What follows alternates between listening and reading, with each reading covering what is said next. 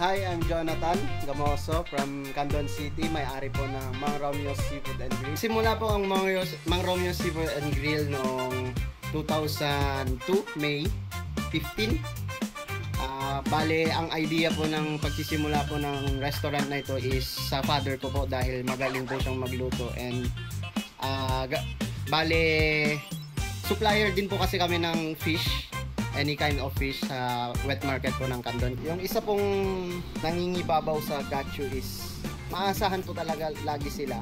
And isang tawag po meron po ng ma-schedule or mabilis po silang nakakapunta dito sa amin.